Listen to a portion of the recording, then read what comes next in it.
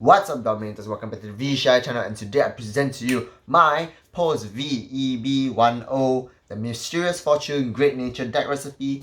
Well, basically I've been crafting the deck for about a week now, and the set has just been released. Play tested it out along with other clans such as, Gopardin and what's the last one? Gopardin, yeah, and what's the last clan? It features Great Nature, Gopardin, and Neonectar, right? That's right. So basically, we got the new VRs. Obviously, going to be Isabel, Furries, and new other friends joining into the deck. So let's just jump right into it. We got the full layout as usual, and then after that, we're going to go through the card while we run it, the card skills, and later a little bit of more of combos here and there if we have the time. Moving on to the first VR we have. Alright, we got Holy Great Sage of Black Shadows Isabel. So basically this is the new VR. Yeah, that's what basically it's called. A very long name, but not longer than Hamsuke, this guy's name. We should get to later. The Hamsuke support. Basically the continuous skill. If your opponent's Vanguard is great or greater, you perform both of the effects perform one of the effects. So basically, if your opponent goes first and he or she rides up to grade 3, and then after that you ride up into Isabel, you can immediately activate all of your card skills that has a lottery ability, in which where you mill the top card of your deck and put it to the drop zone, and then based on whether it's a trigger or normal unit, they'll activate the effects. So basically the skill for the second one is Vanguard Rearguard. Take note, it's a Rearguard skill as well. When placed so +1, you mill basically, and if it's a normal unit, this unit gets 15k at the end of turn. And if it's a trigger unit, you return the card from your deck from the drop zone by this effect to your hand. So what does this mean? It's almost like a pretty much guaranteed drive check. If your opponent's on grade 3, you so +1, look at the top, you mill the top card, add it to your hand, and then Isabel gains 15k, so it's a 27k attacker. And it works on Vanguard / Rearguard, but make sure that your opponents must be on grade 3 in order for you to perform both the effects. So that's basically it for the new VR. I think it's pretty strong. Problem is obviously you have to constant ride, but most of the time you will be either sticking on her or just sticking on Leopard. And if you can see, the grade 3 count for this deck is actually really low because I only run 7. You want to bump up the grade 2 and grade 1 count in this deck because they are basically your main millers or your main lottery units. Moving on to Leopard. So reason why I run Leopard is obviously because of the skill is just too good. School Hunter Leopard skill, continuous Vanguard. If you're grade 3 in your soul, this unit's auto abilities activate 2 times. So you can either first ride Leopard or second ride Leopard, it doesn't really matter. But obviously, if you first ride Leopard, you ideally want to mill a normal unit for you to fill up your board, fill your Rearguard circles. Let's go into skill first in order for you to understand why I just said that. When placed on Vanguard circle, put a top card of your deck into your drop zone and perform one of the effects. So you mill, blah blah blah. Normal units, look at the top 4 cards of the top of your deck and call up to 2 grade 2 or less cards from among them to Rearguard circle and then shuffle your deck. But if you mill a trigger unit, this unit gets 15k on crit at the end of turn. So there is the crit pressure, obviously, 15k on crit. Isabel only gives 15k, but this Leopard gives you the crit as well. So you can see the vast similarities and vast differences based on that. And at the same time, Leopard is way better turn 2, right? Because you get to activate both the effects. Turn 2, grade 3, right? Turn 4 actually, turn 4, right? Yeah, sure, turn 4, right? And at the same time, if you first riding Leopard, you ideally want to mill a normal unit, as I said before, for you to fill up the board. So you can call any grade 2 or lesser unit. So obviously you can't call Isabel, but you can call Binoculars Tiger, you can call what's this called, Matilda, you can call Hamihiko, whatever this name's called, or like how to pronounce it basically. So yeah, it's really good in terms of filling up your board, especially if you are turn 4 riding it. So run 3 copies. You can max it out. It's basically personal preference, but I like to run more grade 2 and grade 1s count. So moving on to the grade 2s, you can see the new grade 2 we have right here is Scientist of Black Sheen Matilda. Reason why we run this is actually in combination with Mononculus Tiger. So Mononculus Tiger, later we'll get into the effects and the combos here and there. But basically for Matilda's skill, count +1 on place, Vanguard Rearguard, you put the top card, you mill. If it's normal unit, at the end of turn, your opponent needs to guard with 2 cards from hand if they were to guard the attack. So basically, obviously, what this means, right, is the Musashi skill. If you follow my videos a lot, we keep saying Musashi skill, because it's the exact same thing. If you mill trigger units, your unit gains crit +1 until end of turn. So what does this mean when you're on Isabel? It's really good. You write, if your opponent's on grade 3 and you're on Isabel, call this unit, count +1, it gains both the effects, so it gains crit +1, and your opponent must throw two or more guardians onto the guardian circle in order to block this attack. Moving on to the super old unit Binoculars Tiger in V-EB10. Reasons why you run it is just one of the best grade 2s you ever want to have on the field. Vanguard Rearguard, when it attacks the Vanguard, count +1, you mill. If it's a normal unit, you draw a card. If it's trigger unit, choose one of your opponent's Rearguard to retire it, and choose 3 of your units in the front row and gains 5k under end of turn. If your opponent's on grade 3 and you're on Isabel, it's really scary because number 1, you get to draw, count +1, mill, draw. At the same time, you gain the effect of retiring one, choosing one of your opponent's Rearguard to retire, and choosing 3 units in your front row to gain 5k. So it's basically almost a free, more than front trigger, in a better front trigger in the sense of giving 3 units +5, and at the same time, retiring one of your opponent's Rearguards and drawing a card. So for cost of count +1, you get to draw 1, retire 1, and choose 3 units +5, which is really insane. That's why you need to take note of him. And try not to mill too much of him, but as I said before, this deck is actually quite lottery. It's basically based on RNG and gacha rates. So if you're into that like me, I play Epic 7, which is basically a gacha game, you would like this deck as well. And it takes a little bit of luck. You can pull it off with Leopard skill, you mill a normal unit, check top 4, you have a Binoculars Tiger or any other grade 2 and below, you may call it. Moving on to the other grade 2, which is the new grade 2, the super long ass name right here. It's called Hamsuke's rival Red Blue Pencil Hamhiko. Yeah, so extremely long ass name. Almost can rival this Dimensional Police or super heavily Dragon Emperor, Dragon Overlord the Purge. That's basically a super long name, but yeah, G card unit. G card. Skill on place Vanguard Rearguard. Count +1, so +1 to the top 2 from the deck, from top of your deck. Put a card from among them to your hand. The rest put to drop zone.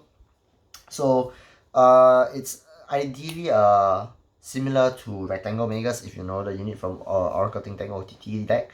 Count +1, top 2, add 1 to hand, 1 to drop. At the same time, when your card is put to your from your deck into the drop zone, you may have this unit +5k on the turn. So take note that this is a once per turn skill. You can't stack it, unlike the unit we're gonna get into right here, right now, which is Barcode Zebra. Every time when your card is put in your drop zone from your deck, this unit gets 5k on the end of turn. So I recommend that you do not cut, ever cut Binoculars Tiger nor Barcode Zebra from your deck at all. This is the 2 main grade 2s you want to see on your field at all times. Because if you take a look at it, the amount of times that you mill on a turn, this card mills, this card mills, it allows your Barcode Zebra to stack power up, to stack the power really easily. Most of the times when you're on your turn, or like when you're starting your turn, and during your turn on your main phase, you will ideally want to mill at least 3 or more times during your turn. So if you think about it, milling 3 or more times already gives Barcode Zebra 50k power, which is a 24k attacker already. Getting boosted, it will be obviously even more, and with me running 12 crits and no draw trigger PGs, you won't deck out that easily based on you milling so many for Barcode Zebra power to get up. So that's basically the reasons why you actually would never want to cut Binoculars Tiger and Barcode Zebra from the deck at all. Moving on to the great ones, we have the super old Monoculus Tiger. Vanguard Rearguard skill, when it attacks or boosts the Rearguard. So +1, put the top card of the deck into drop zone, basically mill. And then if it's a normal unit, your opponent cannot call Sentinels from his or her hand until end of battle. And if it's a trigger unit, your opponent only can call trigger units from his or her hand until end of the battle. Reasons why we run with Matilda and Monoculus Tiger, because we can pull off the daily combo in which when Monoculus Tiger is boosted by Matilda, and at the same time is boosting, not is boosted. When Monoculus Tiger is boosting Matilda, and you have both of them skills active, and your opponent is on grade 3 with you being on Isabel as a Vanguard, your opponents must guard with only 2 triggers or more, because the unit this unit says that you cannot Sentinel, so your opponents are unable to Sentinel, and your opponent only can call trigger units. While for this unit, it says that your opponent must throw 2 or more Guardians on the Guardian Circle in order to guard this attack, and in addition, it has an additional crit. So what you can do is you can choose 3 crit build, by which your opponent's not too sure about these 2 effects based on their knowledge of Vanguard and knowledge of Great Nature in general. Basically, you drive check a critical trigger, you may pump all to Matilda if you have both of them in the same column, and both of them skills are going to be activated, especially Matilda's skill. After that, when you attack, you Soul Blast. It doesn't matter what you mill because you're an Isabel and your opponent's at grade 3. Your opponent is forced to guard with 2 triggers or more. And if they are unable to guard with 2 triggers or more, basically they have to take the 3 damage because you will have you technically drive check a crit trigger and you pump all to Matilda for some reason. And your opponents are unable to guard because previously maybe you have attacked with other units, they dumb anyhow throw triggers, and then now they are unable to guard, they have to take that 3 damage. So take note that this is a really deadly combo. I pulled it off about once or twice against people that don't really know what Great Nature does. So yeah, it's really crazy, and it's a good combo to have to finish off your opponents. And it pressurizes your opponent because even though they are 3 damage, they have to think carefully, or sometimes they just guard recklessly, then you have to take the 3 damage, the 3 crits from you checking a critical trigger and Matilda's skill itself. So it's a really good combo, and I recommend you guys use this. You can try it out for yourselves. Alright, moving on. Grade 1 Kanzen, I'm pretty sure I'm not going to go into it. On right, Vanguard Circle, draw 1, draw 1. Draw 1, draw 1, sorry. Draw 1, draw 1. Fall off because I don't play draw triggers PGs. You can see my trigger zone. And then last but not least, we got the new scale token. A lot of people will be wondering, hey, why don't you play that stupid ass triple rare that was revealed in the set for V-EB10. Its name, if I'm not wrong, is called Prober of Jack Black Cecile. Skill Vanguard Regard. On play, Soul Blast 1, top card of deck to drop zone. Then, if it's normal unit, you Soul Charge 1, this unit gains 5. If it's trigger unit, you draw 2, discard 2. Reasons why I don't play that is because I feel that the skill is really redundant. Yes, it helps you draw it into your pieces because you draw 2, discard 2, but it really doesn't make sense for you to Soul Blast 1, and then if you mill a normal unit, you Soul Charge. Basically it's a free cost and this unit gains 5, so it's just a 13k booster. And yeah, it enables the mill, but I really don't get the point of it. While token, this card right here, we run 3 off, is because of the skill. When placed from hand, you may Soul Blast 1, return 1 of your other regards to your hand. So what does this mean? Is enables on-place effects such as either Matilda, not Matilda, sorry, yeah, either Matilda, Hamohiko, or even Isabel. So take note that it really helps out in terms of bouncing these 3 core units in order to apply the pressure, especially if your opponent does not take out these 2 combo units and you have additional counterblast to use for next turn. You may pull off the deadly combo again. At the same time, it's the exact same skill as almost Cecile, which is Cecile states that if you mill a normal unit, you Soul Charge 1 and this unit gets 5. While for token, it says once per turn when the card is put into your deck, when the card is put from the deck into drop zone, basically mill, you may have using it plus 5k. So it's the exact same skill as Hamiko, but take note that both skills are once per turn. And obviously one of the reasons why you run Barcode Zebra is because it's not once per turn skill, it's an auto skill, so it stacks, while this 2 doesn't. So that's basically about it for the deck. Triggers wise, you can see 12 crits, 4 heals. I run grade 1 Kanzen. I think the reason why I said before is because you don't want to check draw triggers in order to mill yourself out faster. Especially against some clans where the game prolongs really long.